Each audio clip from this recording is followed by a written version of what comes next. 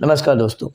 आज का जो टॉपिक है वो बहुत इंटरेस्टिंग होने जा रहा है, स्पेशली उन बच्चों के लिए जो कि देश की सेवा में लीन होने के लिए दिन रात मेहनत करते हैं। जी हाँ, जो कि आर्मी में भर्ती होने के लिए दिन रात मेहनत करते हैं।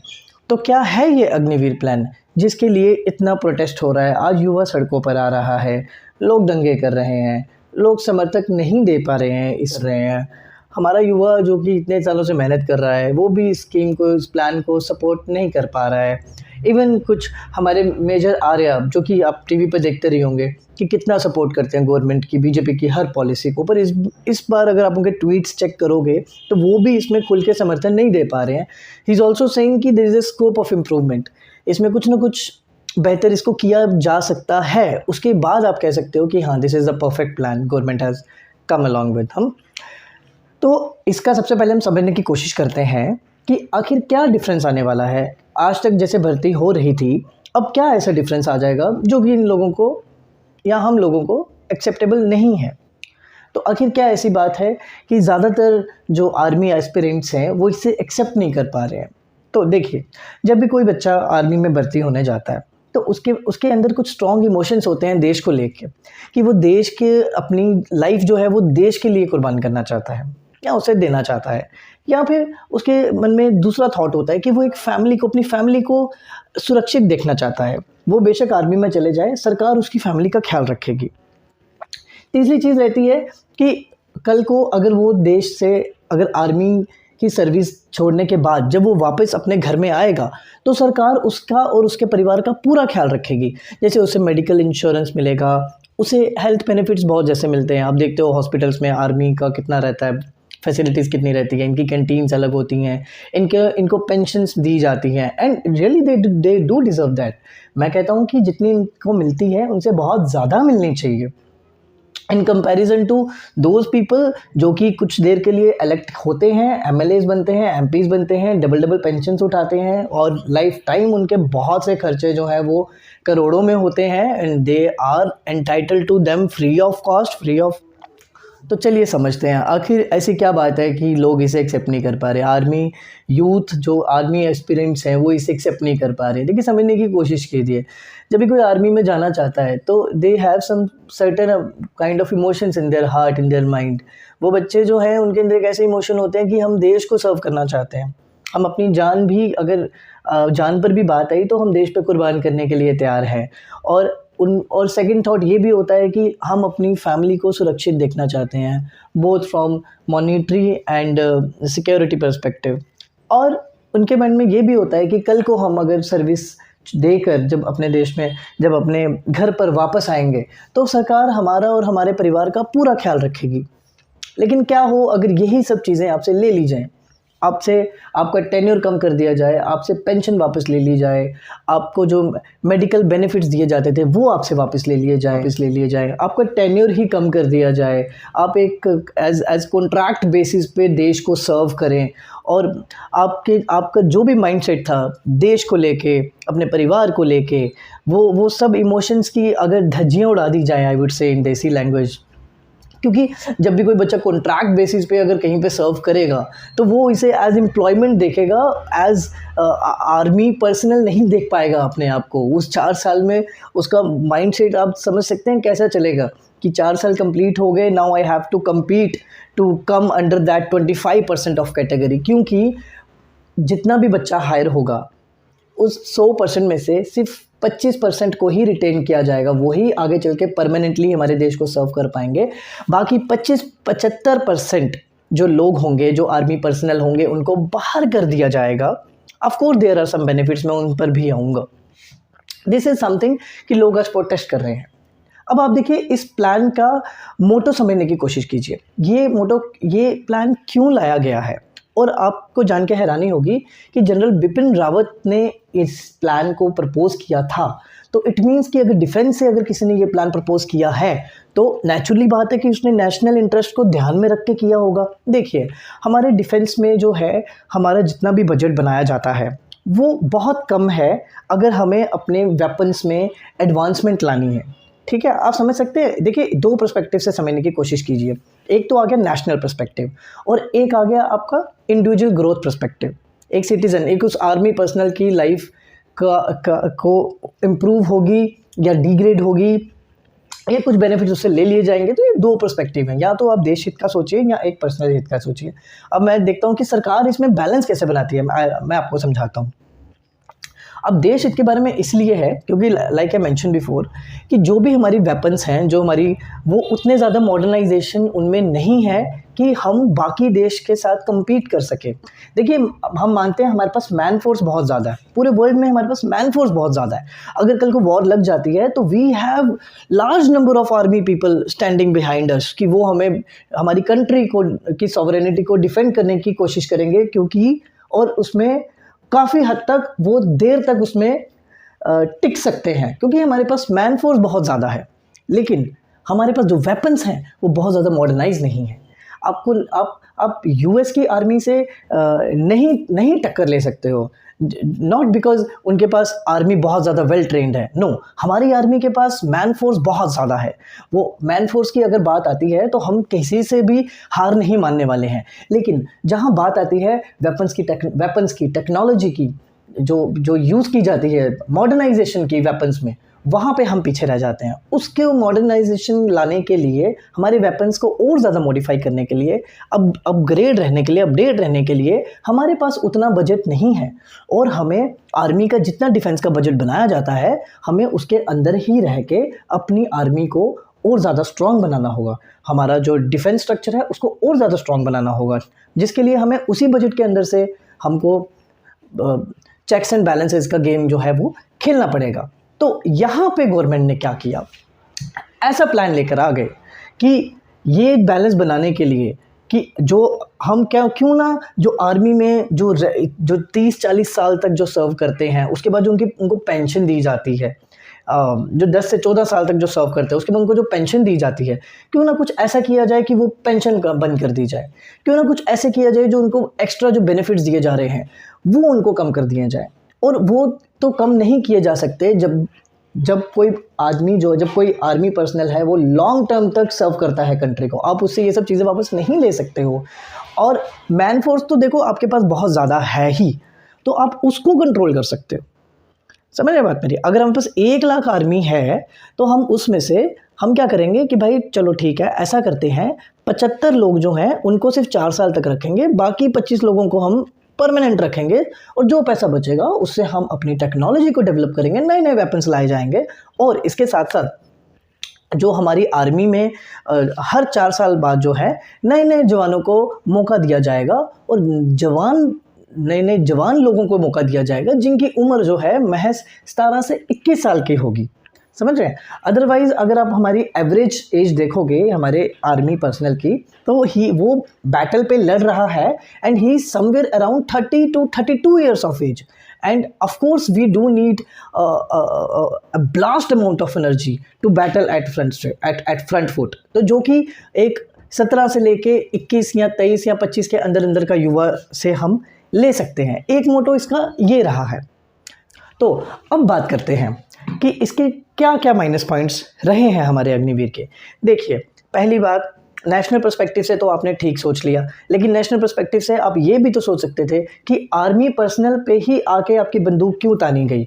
अगर बात सिर्फ बजट की थी, अगर बात सिर्फ पैसों की थी, तो क्यों ना आपने वो MLAs और वो MPs जो 2-2 बार इलेक्ट होते हैं, वो डबल पेंशन लेते हैं और इतने ज़्यादा उनको करोड्स में बेनिफिट्स दिए जाते हैं, प्रिविलेजेस दिए जाते हैं, क्यों ना उसमें कटौती की जाती और हमारे आर्मी पर्सनल को और ज़्यादा स्ट्रॉन्ग बनाया जाता, उनकी पर्सनल लाइफ को भी और ज़्यादा बेहतर बनाया जा सकता था, जो कि फ्रंट फुट पे हमारे लिए बैटल लड़ रहे हैं, और ना कि उनकी स्ट्रेंथ कम करके, ना कि उनके बेनिफिट्स कम करके आप अपने देश को आगे बढ़ाने की कोशिश करें। ये मुझे कहीं भी एक्सेप्टेबल नहीं लग पा रहा है। देखिए, अगर सरकार ये डायरेक्ट ऐसा करती, अगर आपकी पेंशन बंद कर देती, अगर डायरेक्ट कह देती कि ठीक है अब आप इतना सर्व नहीं करोगे, तो क्या होता? नेचुरली बात है, nobody will accept this. तो उन्होंने कान ऐसे नहीं तो ऐसे पकड़ लिया। उन्होंने कहा हम अग्निवीर स्कीम लाएंगे जिसके तहत लोगों, एक तो लोगों को कन्फ्यूजन हो रही है, कुछ लोग कह रहे हैं कि नहीं नहीं अरे ये अग्निवीर तो ठीक है, जिसने अग्निवीर के हिसाब से जाना है वो उसके हिसाब से जाए, हम तो रेगुलर जाएंगे भाई। नहीं, ऐसा नहीं है। जो भी जवान लड़के हैं जो आर्मी में भर्ती होना चाहते हैं, not for officer rank I am saying, उन लोगों को अग्निवीर के थ्रू ही उनकी अपॉइंटमेंट होगी। ये कोई पैरेलल स्कीम नहीं चलेगी कि आप चाहे उसमें जाएं या इसमें जाएं, प्रोसेस सेम है। आप कम एज के हैं, आपको इसी के थ्रू जाना पड़ेगा। और 4 साल से ज़्यादा अगर आप उस कंपटीशन में अगर आप फॉल करते होंगे तभी आपको परमानेंट किया जाएगा। ठीक है। अब इसमें जो है लोग कह रहे हैं, अब गवर्नमेंट कह रही है कि हमारे जो आर्मी पर्सनल हैं आफ्टर सर्विंग 4 ईयर्स, ठीक है, उनके बेनिफिट्स गवर्नमेंट क्या गिनवा रही है। गवर्नमेंट कह रही है कि उनको 12 लाख रुपया दिया जाएगा। ठीक है, this is 11,000 and something, round figure में चलिए 12 लाख मान लेते हैं। और फिर गवर्नमेंट कहती है कि जब तक ये सर्विस में रहेंगे तब तक इनको 48 लाख का इंश्योरेंस दिया जाएगा, लाइफ इंश्योरेंस दिया जाएगा, जो कि जब तक सर्विस में रहेंगे तभी तक, 4 साल की बात है। और उसके बाद इसके अलावा वो कह रहे हैं कि इनको जो है एजुकेशन जो है इनकी साथ साथ चलेगी। देखो ये बात बहुत लोगों के माइंड में ये क्वेश्चन आया कि भाई 17 साल की उम्र में बच्चा वहाँ चला गया, अब आपने 21 साल में उसको बाहर कर दिया, तो अब जब उसका टाइम था डॉक्टर बनने का, इंजीनियर बनने का, लॉयर बनने का, या कोई आईटी स्किल डेवलप करने का, तब तो उसने वहाँ काम किया। और 21 साल के बाद अब वो कहाँ जाएगा, वो तो वहाँ काम करे। तो गवर्नमेंट ने कहा कि ऐसा नहीं है, वो वहाँ रह के भी उसकी ग्रेजुएशन जो है कंप्लीट की जाएगी, उसे 4 साल का 3 साल तक उसका जो है उसकी पढ़ाई पूरी की जाएगी साथ साथ, क्योंकि इग्नो के साथ एक एग्रीमेंट साइन होने वाला है। थ्रू इग्नो वो वहाँ रहते रहते 3 साल में उनकी ग्रेजुएशन हो जाएगी, और 4 साल के बाद they shall be competent enough to give exams anywhere wherever they are eligible और wherever they would like to. अब इस पर भी सवाल ये उठता है कि अब कहाँ जाके अप्लाई करेंगे, वहाँ के स्किल्स कहाँ पे एप्लीकेबल होंगे, आप खुद बताइए। और गवर्नमेंट कहती है ठीक है, इसके बाद आप CAF में जा सकते हैं, आप आसाम राइफल्स में जा सकते हैं। देखिए ये सब कहने की बात है, हमने देखा है इनके गवर्नमेंट के प्लान्स बहुत अच्छे होते हैं, इनका जो इंटेंट होता है वो ठीक होता है, अगर आप पेपर्स पे रहें, पॉलिटिक्स में ना जाएं। लेकिन इन पॉलिसी मेकर्स को जो इनकी एग्जीक्यूशन हैंड जो है वो बहुत कमज़ोर है। ये सब पेपर्स में आ जाता है, उसके बाद इनको यहाँ अपॉर्चुनिटीज़ मिलेंगी, यहाँ इनको प्रेफरेंस दिए जाएंगे। पर आप भी जानते हैं, हम भी जानते हैं, army personnel after their service उनको कहाँ जॉब मिलती है। आप उनको यहाँ तो देखेंगे किसी ATM के बाहर सिक्योरिटी गार्ड की जॉब करते हुए, या किसी बैंक के बाहर सिक्योरिटी गार्ड की जॉब करते हुए, इससे ज़्यादा आप उनको कहीं नहीं देखोगे। तो अगर आपको लगता है 17 से 21 साल के बाद आर्मी में वेपन्स की ट्रेनिंग लेने के बाद, बैटल ग्राउंड पे रहने के बाद, तो आपको लगता है कि वहाँ की आर्मी की ट्रेनिंग लेने के बाद वो जो स्किल्स हैं किसी कॉर्पोरेट सेक्टर में काम आएंगे या किसी और कंपनी में काम आएंगे। आपको लगता है कि अगर आप राइफल वहाँ से सीख कर आए हो, अगर आप वहाँ पर लड़ना सीख कर आए, देश को डिफेंड करना सीख के आए हो, I am not degrading that skill, उस स्किल की कोई कॉम्पिटेंसी ही नहीं है कहीं पे, उसका कोई कहीं पे कोई कंपटीशन नहीं है। लेकिन क्या वो जो हमारी जो मार्केट है हमारी, क्या वो वहाँ पे कहीं पे वो स्किल काम आएगी? उनका वहाँ पे ख्याल क्या रखा है, क्या वो दोबारा से अपना करियर स्टार्ट करेंगे? उन सब का क्या होगा? और फिर ठीक है, अब ये जो 12 लाख का जो इनको मिलेगा 4 साल के बाद, वो भी कैसे मिलेगा? Basically this is nothing, this is just somewhere comparable to PF scheme. उनकी हर सालाना इनकम मैं आपको बताता हूँ महीने की, उनकी पहले साल जो इनकम रहेगी वो कुछ 30,000 से शुरू होगी और चौथे साल तक वो 40,000 तक पहुँच जाएगी। और ये भी पूरी उनको नहीं मिलेगी, पहले साल में 30,000 में से 30% कटेगा, और वो 30% इनका कटेगा और 30% गवर्नमेंट उसमें ऐड करेगी। ऐसे ही 30% हर साल उनका कटते लास्ट में जाके उनका 12 लाख जो बचेगा वो उनको हाथ में 12 लाख मिलेगा। अब लोग इसको कंपेयर कर रहे हैं कॉर्पोरेट जॉब से, अरे still it's a very good package, it's a very good deal. At the age of 21 और 22 आपके हाथ में 12 लाख रुपये आ रहा है और आप कुछ भी कर सकते हो उसके बाद। देखो आप इसको कंपेयर नहीं कर सकते कॉर्पोरेट जॉब्स के साथ या अदर जो बिज़नेस मॉडल्स हैं मार्केट में, आप उससे कम्पीट नहीं कर सकते हो। वो जो सर्विस है वो आप समझते हैं, आप जान पे खेल के आप किसी सर्विस में गए हैं तो आप उसको 10-12 लाख या आप उसके करियर के साथ खेल के उसको 12 लाख हाथ में देके आप उसको टाटा बाय बाय कर देते हो। This is not somewhere acceptable to we Indians, जहाँ तक मैं समझता हूँ। अब आप मोटिव तो समझ गए इस प्लान का है क्या, गवर्नमेंट किस इंटेंट के साथ इसको लागू कर रही है। तो जैसे कि मैंने बताया भाई, पैसा बचाएंगे, वही पैसा जो है फिर मॉडर्नाइजेशन में लगाएंगे। हमारे जो वेपन्स हैं वो और ज़्यादा, हमारे पास एयरक्राफ्ट्स और ज़्यादा अपडेटेड हमारे पास होंगे, लेटेस्ट से लेटेस्ट। हम फाइट कर पाएंगे, एटलीस्ट हमारी स्टैंडिंग होगी एक ग्लोबली। लेकिन वो चलो ठीक है। उसके बाद वो कहते हैं कि चलो ठीक है, हमारे जो आर्मी है वो बनी रहेगी 4 साल। आई मीन जो यूथ है वो हमेशा रहेगा इसमें, जो 30-32 एवरेज एज चल रही थी, अब जो है 4-4 साल जो है यंग लोग हमारे इसमें रहेंगे। तो India is a country of youth people, तो हमें इसका एडवांटेज लेना चाहिए। लेकिन मुझे एक बात बताइए, 4 साल की जो आप ट्रेनिंग दोगे, आपको लगता है 4 साल की ट्रेनिंग में वो यूथ जो है वो फ्रंट फुट पे बैटल लड़ पाएगा अच्छे से? और जैसे ही 4 साल में हो सकता है वो सक्षम हो भी जाए, और उसके बाद ही आप उसको टाटा बाय बाय कर दोगे, then what is the use of doing that? Intent तो समझ गए हो गवर्नमेंट की। इस प्लान का बेसिकली मोटो क्या है कि बजट कम करना है, पैसा बचाना है ना, ताकि हमारे जो वेपन्स हैं वो ज़्यादा से ज़्यादा डेवलप हो सके, उसमें मॉडर्नाइजेशन आ सके, अच्छे से अच्छा तगड़े से तगड़ा वेपन हमारे पास हो। लेकिन मुझे एक बात बताओ, यहाँ तो पैसा आपने बचा लिया, एक बात बताओ, आपने 4 साल के लिए लोगों को हायर किया, आपको पता है एक आदमी पे कितना खर्चा होता है उसको ट्रेनिंग देने में? अराउंड 1 करोड़ रुपीज़, 80 लाख कहते हैं, चलो 1 करोड़ मान के चलो आप। तो वो 1 करोड़ आप उन सब लोगों पे खर्च रहे हो, और उसके बाद 4 साल आप उनको ट्रेनिंग देने के बाद आप उनको बाहर कर रहे हो। ये what is the use of doing that? अब वो यूथ जो है उसके जो स्किल्स हैं वो कहाँ काम लोगे आप? हमारे देश जो है उन स्किल्स का कहाँ यूज़ कर पाएगी? आप मुझे बताइए। 4 साल के बाद आप उसको बाहर कर दिया, ऐसे तो कोई कॉर्पोरेट कंपनी वाला भी नहीं करता है। 4 साल उस पर इन्वेस्ट करता है, उसको कोई जाने नहीं देता है, इनफैक्ट उसको रिटेन करने के लिए कुछ भी करता है। दूसरी बात आ गई आपकी ये यूथ की, कि 4 साल जो है भाई हमारे पास जो है एवरेज एज जो है हमारे आर्मी पर्सनल की वो 30 से 32 साल है। तो अब जो है वो 17 से 22 साल हो जाएगी। तो हमारे पास बहुत ज़्यादा कॉम्पिटेंट, बहुत ज़्यादा एनर्जेटिक यूथ होगा आर्मी के बैटल ग्राउंड पे। आप मुझे बताइए, 4 साल के अंदर एक 17 साल का बच्चा जब जाता है, तो 4 साल तक आपको लगता है कि वो इतना कॉम्पिटेंट होगा कि जाते ही अगले 1-2 साल में आप उसको फ्रंट फुट पे रखोगे? Because he is youth. ठीक है, वो पहाड़ जल्दी से चढ़ लेगा, उसकी स्पीड ज़्यादा होगी, रफ्तार ज़्यादा होगी, लेकिन ये आर्मी है। ये यहाँ पे बैटल, यहाँ पे वॉर की सिचुएशन के टाइम पे सिर्फ यही चीज़ें नहीं देखी जाती हैं। एक सीनियरिटी,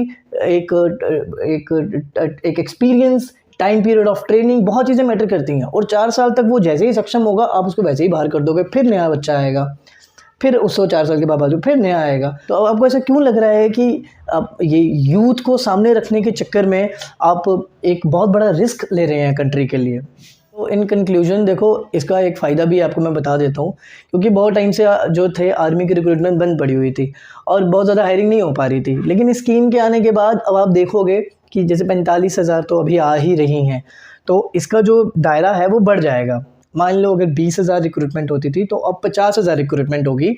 तो गवर्नमेंट का इंटेंट ये भी है कि ज़्यादा से ज़्यादा लोग जो हैं वो आर्मी में जाएं, आर्मी में भर्ती हों, उसका एक्सपोजर उनको हो और वो वापस सोसाइटी में जाएं और एक अच्छी सोसाइटी का निर्माण हो सके, जहाँ पे हमारे पास आर्मी सिविलियंस बहुत ज़्यादा हों और यंग सिविलियंस हो, और वो आगे भी जिस भी दिशा में जाएं they will go well disciplined, well skilled. क्योंकि आप देखते हैं आजकल के बच्चे घर में 24-25 साल तक कर ही क्या रहे हैं, मोबाइल ही चला रहे हैं।